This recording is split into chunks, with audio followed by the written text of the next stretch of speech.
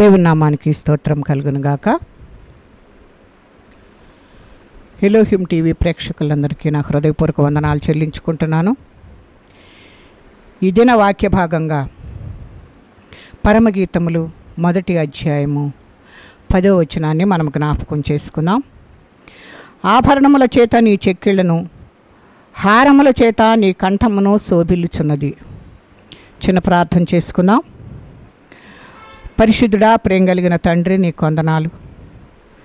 ఇదిన వాక్య భాగము కొరకై నీకు స్తోత్రాలు నాయన. ఇదిన మనం ఈ చేతులకు అప్పగిస్తున్నాం. వాక్యమును, ప్రత్యక్షత గల ఆత్మను మీరు మాకు దయచేయండి. వినువారి హృదయములు గ్రహించినట్లు వారి హృదయములు తెరవండి ప్రభువా. విని వాక్యానుసారముగా జీవించినట్లు మాకు సహాయం చేయండి. వాక్యము మీదయ్యున్నది, వినువారు నీ బిడ్డలై ఉన్నారు ప్రభువా. నా నోటికి బోరగా ఉండి వివరించుటకు కావలసిన కృపను విడుదల చేసి మీ జ్ఞానాత్మతో నింపమని, మీ పరిశుద్ధాత్మ శక్తితో నన్ను ఆవరించి నాయన మీరే మాట్లాడమని యేసు పరిశుద్ధ నామమును అడిగి వేడుకుంటున్నాం తండ్రి, ఆమేన్. దేవుని నామానికి స్తోత్రం కలుగునుగాక. ఇదిన అంశాన్ని మనము జ్ఞాపకం చేసుకుందాం. దేవుని సన్నిధిలో ఆధ్యాత్మికమైన ఆభరణాలను అంశముగా మనము జ్ఞాపకం చేసుకుందాం. జీవము కలిగిన దేవుని యొక్క కృప మనందరికీ తోడయుండి నడిపించునుగా. కానీ దేవుణ్ణి వేడుకుందాం. ఈ పరమగీతమును శ్రేష్టమైన గ్రంథాన్ని గురించి గత కొన్ని దినములుగా మనము జ్ఞాపకం చేసుకుంటున్నాం. దీనిలో ఆధ్యాత్మికంగా పాఠాలను మనం ఎన్నో నేర్చుకుంటూ ఉన్నాం. దీని స్వరము ఈ దినముల యందు అవసరమైనంతగా ఇదివరకు ఎన్నడూ కూడా మనకు అవసరం రాలేదనే చెప్పుకోవాలి. పరంగీతము 1వ అధ్యాయము మొదటి 9 వచనాలను మనము ఇంతకు ముందే మనము ధ్యానం చేసుకున్నాం. ఈ దినం 1వ అధ్యాయము 10వ వచనాన్ని గురించి మనము ధ్యానం చేసుకున్నాం. పరమగీతములు 1:10 వచనములో ఆభరణముల చేత నీ చెక్కిళ్లను, హారముల చేత నీ కంఠమును శోభిల్లుచున్నది అని బైబిల్ గ్రంథంలో రాయబడి ఉన్నది. మానవులమైన మనందరము కూడా అందముగా ఉండాలని ఎంతగానో ఆశిస్తూ ఉంటాం. ఉన్న సౌందర్యమును పోషించుకోవడానికి లేక దాన్ని కొద్దిగా ఎక్కువ చేసుకోవటానికి ప్రయత్నిస్తూ ఉంటాం. కారణం ఏంటి అనంటే, వికారము అంటే ఎవరికి ఇష్టం ఉండదు కనుక. అందము ఆనందానికి ఆస్పదం, కానీ ఈ అందము సౌందర్యము కేవలము భౌతికమైన శరీరానికి చెందినది మాత్రమే మనకు కనపడుతుంది. అదే ఆ జీవితానికి అందమని మనం అనుకోకూడదు. కానీ దేవుడిచ్చే అందాన్ని మనము కోరుకునేవారిగా ఉండాలి. కురీపిగా అంటే వికారంగా ఉంటే మన ఆత్మము వంచనకు మనము గురైపోతూ ఉంటాం. నేను బాగోలేదనే ఆత్మ న్యూనతాభావాన్ని మనము కలిగి ఉన్నట్లుగా మనము చూస్తూ ఉంటాం. ఈ లోకంలో ఎవరైనా ఏదైనా బాగోలేదంటే దాని గురించి ఎన్నో రీతిలుగా ఆలోచనలు చేస్తూ ఉంటారు. కనుక అలాగా ఆలోచనలకు మనము గురవుతూ ఉంటాం. కనుక మానవ జన్మలో మిగిలేది శరీరము కాదు, కానీ మరణము తాకగానే సుందరమైన ఈ శరీరము శిథిలమైపోతుంది, కానీ అందము అంతర్ధానమైపోతుంది. కనుక తమ ముఖంలో ఎంత సుందరముగా ఉండాలి అని అద్దం ముందు నిలబడి మనం ఎన్నో రీతిలుగా రూపురేఖలను దిద్దుకునేవారము ఎంతోమంది ఉన్నట్లుగా మనము ఈ లోకములో చూస్తూ ఉన్నాము. కానీ పై పోతలు మరి ఆ చర్మమునకు పైన ఎన్ని మనము రాసినా కూడాను అవన్నీ కూడాను ఎప్పటికప్పుడు రాలిపోతూనే ఉంటాయి. కనుక ఎంత ప్రశస్తములైన వస్త్రాలతో మన దేహాలను కప్పుకున్నా మరి మన నగ్నత సర్వజ్ఞుడైన దేవునికి నేత్రాలకు ఎంతో స్పష్టంగా కనపడుతూ ఉంటుంది. అది ఎంతో పట్టపగల మనము ఎలాగున మరి ఈ లోకాన్ని మనము చూస్తూ ఉంటామో దేవునికి కూడాను మరి అది ఎంత విలువ కలిగిన వస్త్రాలతో నీ శరీరాన్ని నువ్వు కప్పుకున్నా ఆ నగ్నత అనేది దేవునికి పట్టపగలుగా మనకు కనపడుతున్నట్లుగా దేవుని యొక్క వాక్యము మనకు హెచ్చరిక చేస్తుంది. కనుక ఆభరణాలు మన శరీరాలకు అలంకారమును ప్రసాదిస్తాయి నిజమే, కానీ ఆత్మ సౌశల్యత గనక లేకపోతే మనము ఆధ్యాత్మికంగా మనము కురూపులమే. కనుక అందమా అనేది కేవలము బంగారం మీద అనగా ఆభరణముల మీద ఆధారపడదు. ఆభరణముల చేత దాని చెక్కిళ్లను, హారముల చేత నీ కంఠమును శోభిల్లుచున్నది అని ప్రభువు తన సంఘముతో అంటున్నట్లుగా మనము చూస్తూ ఉన్నాం. సంఘమే పెండ్లి కుమార్తె, యేసుక్రీస్తే పెండ్లి కుమారుడిగా మనకి ఇక్కడ కనబడుతూ ఉన్నాడు. సంఘములో యేసుక్రీస్తు యొక్క అందము కనిపించాలి. వెండి బంగారు ఆభరణములతో పెండ్లి కుమార్తె అలంకరించబడుతుంది. ఉదాహరణగా మనము జ్ఞాపకం చేసుకుంటే, మరి భక్తుడైన అబ్రహామును మనము జ్ఞాపకం చేసుకుంటే, ఆయన దైవజనుడు కనుక తన ఏకైక కుమారుడైన ఇస్సాకుకు వివాహము చేసే సందర్భంలో తన ఇంటి పెద్దదాసుడైన మరి నమ్మకస్తుడైన ఎలియాజర్ను ఏర్పాటు చేసుకున్నాడు. ఏర్పాటు చేసుకుని పెండ్లి కుమార్తెను అనగా ఇస్సాకునకు భార్యను ఎన్నిక చేసుకుని ఆమెను తగు ఆభరణంతో అలంకరించి తన గుడారమునకు తోడుకురమ్మని ఎలియాజరుకు మరి ఆదేశించినట్లుగా మనము చూస్తూ ఉన్నాము. కనుక తగు ఆభరణములతో అలంకరించి అని అంటున్నాడు. తన గుడారమునకు తోడుకొని రమ్మనమని ఎలియాజరుకు ఆదేశించినట్లుగా మనం చూస్తూ ఉన్నాం.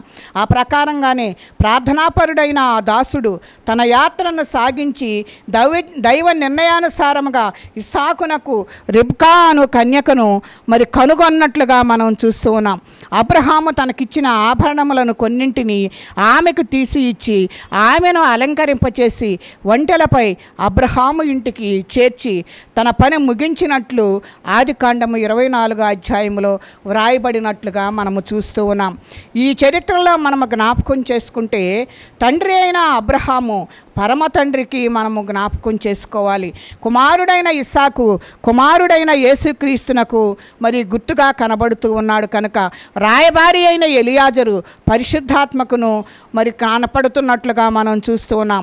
పెండ్లి కుమార్తె అయిన రెబ్కా పెండ్లి కుమార్తె సంఘమునకు సాదృశ్యముగా ఉన్నట్లుగా దేవుని యొక్క వాక్యము మనకు హెచ్చరిక చేస్తుంది. కనుక ప్రభువైన యేసుక్రీస్తు రాజుల రాజుగా ప్రభువుల ప్రభువుగా పెండ్లి కుమారునిగా త్వరలో రానయ్యున్నాడు. కనుక ఈ కడవరి దినములలో ఆయన దివ్య రాకడకు ఆయన ప్రజలను పెండ్లి కుమార్తె వలె సిద్ధపరచువారు ఆదరణకర్త అయిన పరిశుద్ధాత్మ ప్రభువే. కనుక ఎలియాజరు అబ్రహాము వలన పంపబడినట్లు పరిశుద్ధాత్మ తండ్రి వలన మరి పంపబడ్డాడు. అబ్రహాము ఆస్తిలో కొన్నింటిని ఎలియాజరు రిబ్కాకు ఇచ్చినట్లుగా మనము చూస్తూ ఉన్నాం. పరమ తండ్రి యొక్క పరలోకములో ఆ స్థితిలో అయిన శ్రేష్ఠ వస్తువులను అనగా పరలోక ఆభరణములను అనగా ఆత్మవరములను లేక కృపావరములను తన ప్రజలకిచ్చి వారిని పెండ్లి కుమార్తెగా సిద్ధపరుస్తున్నట్లుగా మనం చూస్తూ ఉన్నాం. శరీరమునకు ధరించే ఆభరణములు అందరికీ కనిపిస్తాయి, కానీ ఆత్మ ధరించే ఆభరణములు అందరికీ కనిపించవు. కారణం ఏంటి అనంటే దృశ్యమైనవి అనిత్యములు, అదృశ్యములైనవి నిత్యములని 2 కొరింథీ 4:18 వ్రాయబడినట్లుగా శరీర ఆభరణములు లయమైపోతాయి, కానీ ఆధ్యాత్మికమైన ఆభరణములు లయమైపోయినవి కావు. అవి అక్షయ అలంకారములుగా మనకు కనబడుతున్నాయి. కనుక పరిశుద్ధాత్మ ప్రసాదించు కృపావరములు విశ్వాసి యొక్క అంతరంగమున ధరించుకొను ఆభరణములై ఉన్నట్లుగా దేవుని యొక్క వాక్యము మనకు హెచ్చరిక చేస్తుంది. కనుక ఆ ఆభరణముల చేత నీ చెక్కిళ్లను, హారముల చేత నీ కంఠమును శోభిల్లుచున్నది అని మరి ఇక్కడ వాక్య భాగంలో మనం చూస్తూ ఉన్నాం. ఆభరణములు అనగా పరిశుద్ధాత్మ ప్రసాదించు కృపావరములుగా మనము జ్ఞాపకం చేసుకోవాలి. మరి అట్టి కృపావరములను పొందుకోవాలి అని చెప్పేసి దేవుడు నీకు నాకు హెచ్చరిక చేస్తూ ఉన్నాడు. కనుక ఇప్పుడు హారములు అనగా ఏమిటో మనము తెలుసుకుందాం. ఈ సందర్భంగా ఆదికాండము 41:38 మరి 42, 43 భాగాలను మనము చదువుకోవాలి. ఎందుకంటే ఫరో తన సేవకులను పిలిచి ఇతని వలె ఆత్మ కలిగిన మనిషిని కనుగొలమా అని చెప్పేసి యోసేపును గురించి మాట్లాడుతున్నట్లుగా మనము చూస్తూ ఉన్నాం. మరియు ఫరో తన చేతినున్న తన ఉంగరము తీసి యోసేపు చేతిలో పెట్టి సన్నపు నారబట్టలో అతనికి తొడిగించి అతని మెడకు బంగారు గొలుసు వేసి తన 2వ రథం మీద అతను ఎక్కించెను అని వ్రాయబడి ఉంది. దైవజనుడైన యోసేపు ఫరో యొక్క కలభావాన్ని గూర్చి చెప్పి తెలియచేసినందున ఫరో దేవుని ఆత్మ కలిగిన యోసేపు వంటి మనుషుడను కనుగొనగలమా అని అన్నాడు. కనుక మనము కూడా ఇలాంటి పరిశుద్ధతను మరి సంపాదించుకోవాలని దేవుడు నీతో నాతో మాట్లాడుతూ ఉన్నాడు. దేవుని ఆత్మ యేసేపునకు తెలిపిన కలభావాన్ని బట్టి యేసేపునకు ఘనత, అధికారము, కంఠహారములైనట్లుగా మనం ఇక్కడ చూస్తూ ఉన్నాం. ఫరో యేసేపు మెడలో బంగారు హారమును వేశాడు. ఈ హారము యేసేపు శరీరమునకు వేయబడింది, కానీ మనము జ్ఞాపకం చేసుకుంటే యేసేపు అంతరంగమునకు కలిగిన అనుభవమే ఆయన ఆత్మకు హారము. కనుక ఇదియే మహోన్నతమైన స్థితిని మనకు చూపిస్తున్నట్లుగా మనము చూస్తూ ఉన్నాం. అనగా ఆధ్యాత్మికముగా ఉన్న తాను మరి ఆ ఎన్నో ఉన్నతమైన అనుభవాలను తాను అనుభవించినట్లుగా మనము చూస్తూ ఉన్నాం. కనుక విశ్వాసికి ఆధ్యాత్మికమైన అనుభవాలు ఉండాలని దేవుని యొక్క వాక్యము మనకు హెచ్చరిక చేస్తుంది. కనుక విశ్వాసికి ఆత్మ బంగారు హారములై ఉన్నాయి. కనుక విశ్వాసి ప్రభు యొక్క మహిమార్థమై అనుభవించు శ్రమలు కూడా విశ్వాసికి హారములై ఉన్నట్లుగా మనము చూస్తూ ఉన్నాం. ఆభరణముల వలన కలిగిన అందము చెక్కిళ్ళ ద్వారా కనిపిస్తున్నట్లుగా హారముల వలన కలిగిన అందము కంఠము ద్వారా కనిపిస్తూ ఉంటుంది అని ప్రభు చెప్పుచూ ఉన్నాడు మనకు. కనుక అట్టి అలంకారమును సంపాదించిన వధువు సంఘము యొక్క మెడను ప్రభువు తన చేతులతో కౌగలించుకొని తన నోటితో వధువు యొక్క చెక్కిళ్లపై ముద్దు పెట్టుకుని కొనాలని ఆయన మరి చూస్తూ ఉన్నాడు. కనుక తప్పిపోయిన కుమారుని మనము జ్ఞాపకం చేసుకుంటే బుద్ధి వచ్చినప్పుడు తిరిగి తండ్రి దగ్గరకు రాగా తండ్రి కుమారుని మెడ మీద పడి ముద్దు పెట్టుకున్నట్లుగా మనము చూస్తూ ఉన్నాం. మనలో క్రీస్తు యేసుక్రీస్తు వలన ఆకర్షణీయమైన అందము ఏదీ లేదు, అంతా ఆయన ఇవ్వవలసిందేనని చెప్పేసి దేవుని యొక్క వాక్యము మనకు హెచ్చరిక చేస్తున్నట్లుగా మనము చూస్తూ ఉన్నాము. కనుక శ్రమలే మనకు హారములుగా మనకు కనపడుతున్నట్లుగా మనం చూస్తూ ఉన్నాం. యేసేపును మనము జ్ఞాపకం చేసుకుంటున్నాము కదా. యేసేపు ఎన్ని శ్రమలు వహించి ఓర్చుకున్నాడో అన్ని ఆత్మీయములు మరి ఆయన ధరించుకున్నట్లుగా మనకు చూస్తూ ఉన్నాము. కనుక నా నిమిత్తమై ఎన్ని శ్రమలైనను సహించి, ఎంత శత్రువైనను క్షమించి, ఎన్ని అవాంతరములైనను జయించిన సో యేసేపు భక్తుని వలె బహుమతులు హారములో మనము పొందుకోవటానికి మరి దేవుడు సిద్ధము చేస్తున్నట్లుగా మనము చూస్తూ ఉన్నాం. భక్తుడైన యేసేపుకు కలిగిన 7 విధములైన శ్రమలను మనము జ్ఞాపకం చేసుకుందాం. మొట్టమొదటిగా దుఃఖము కలిగినట్లుగా మనము చూస్తూ ఉన్నాం. రెండవదిగా కుట్ర చేయబడిన వాడిగా మనకు కనబడుతూ ఉన్నాడు. కనుక మూడవదిగా మనము జ్ఞాపకం చేసుకుంటే మరి నిందలు దూషణలు పడినట్లుగా మనము చూస్తూ ఉన్నాం. నాలుగవదిగా గొయ్యలోనికి త్రోయబడిన వాడిగా మనం చూస్తూ ఉన్నాం. మరి వేలమ వేసినట్లుగా మనము చూస్తూ ఉన్నాం. ఎలాగనంటే ఐగుప్తులకు వ్యాపారస్తులకు అమ్ముటకు అక్కడ వేలం వేసినట్లుగా మనం చూస్తూ ఉన్నాం. అన్యాయముగా అవమానం పొందినట్లుగా అక్కడ మనము దేవుని యొక్క వాక్యంలో మనము వాటిని చూడగలుగుతూ ఉన్నాం. కనుక మనము జ్ఞాపకం చేసుకోవాలి, మనము ఎలాంటి శ్రమలను అనుభవిస్తున్నామో ఆ శ్రమలన్నీ మనకు హారాలుగా ఉంటున్నాయని. ఏడవదిగా మనము జ్ఞాపకం చేసుకుంటే చెరసాల, ఈ 7 శ్రమలు 7 మరి దివ్యమైన హారములుగా మరి యేసేపు పొందుకున్నట్లుగా చూస్తూ ఉన్నాం. కనుక ఆ హారములను ఎలాగన పొందుకున్నాడనేది మనం ఒకటి జ్ఞాపకం చేసుకుంటే రాజు వలన బంగారు హారమును ఆయన పొందుకున్నట్లుగా మనం చూస్తూ ఉన్నాం. ప్రజల వలన మరి ఆయనను ఎంతగానో ప్రసిద్ధి చేసినట్లుగా ఆ హారమును పొందుకున్నట్లుగా చూస్తూ ఉన్నాం. మూడవదిగా మనము జ్ఞాపకం చేసుకుంటే అన్నదమ్ములందరూ కూడా చుట్టూ చేరినందున ఆ సోదరులందరూ కూడా ఆ సోదరుల యొక్క హారమును ఆయన వేసుకున్నట్లుగా మనం చూస్తూ ఉన్నాం. ఆయనకు వందనము చేయటం వలన మరి అందరూ కూడాను మరి ఆ అన్నదమ్ములందరూ కూడాను ఆయనకు పాదాభివందనము చేసినప్పుడు ఆ వందన హారమును ఆయన అందుకున్నట్లుగా మనము చూస్తూ ఉన్నాం. రాజు తన కుమార్తెనిచ్చి వివాహము గావించి పూలహారముగా మనము చూస్తూ ఉన్నాం. కుమారులను అనుగ్రహించబడుట, కుమారులను ముద్దు పెట్టుకొనుట ముద్దుల హారముగా మనము జ్ఞాపకం చేసుకునే వారముగా ఉన్నాం. తండ్రి అయిన యాకోబును కలుసుకున్నప్పుడు మెడ మీద పడి కౌగిలి యొక్క హారమును ఆయన పొందుకున్నట్లుగా చూస్తూ ఉన్నాం.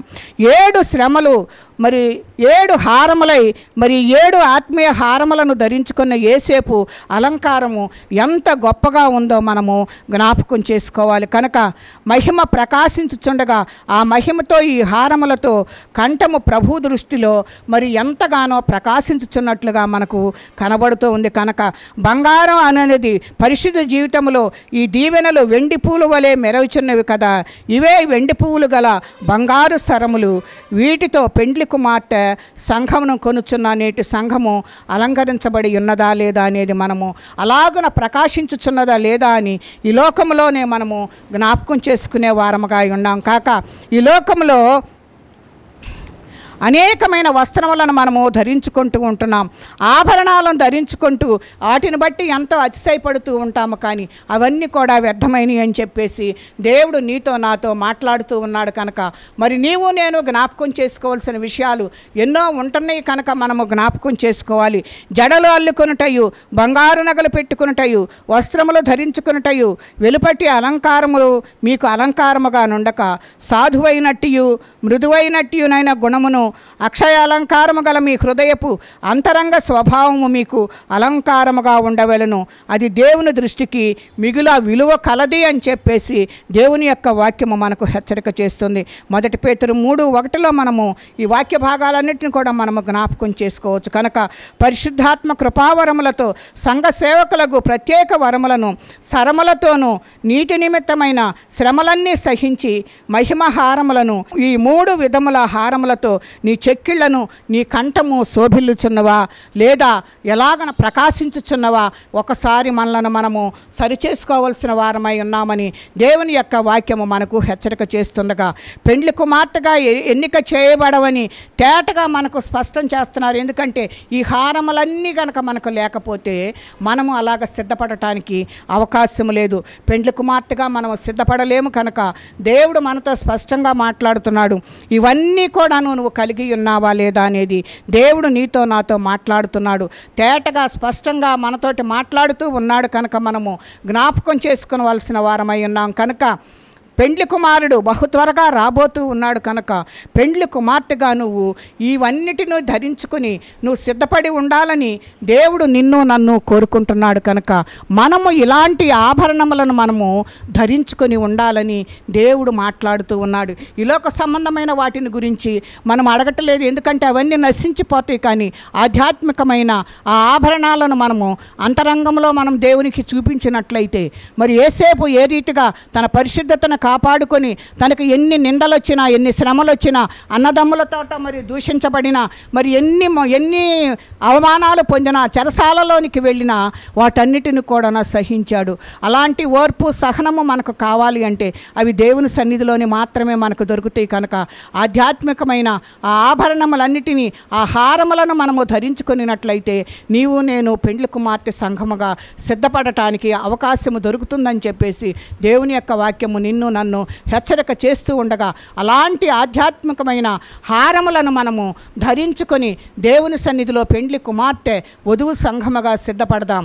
అట్టి కృపా పరిశుద్ధాత్మ దేవుడు మనకు తోడయుండి నడిపించునుగాక. దేవుడిట్టి మాటలు మన వినికిడిలో దీవించి ఆశీర్వదించునుగాక. చిన్న ప్రార్థన చేసుకుందాం.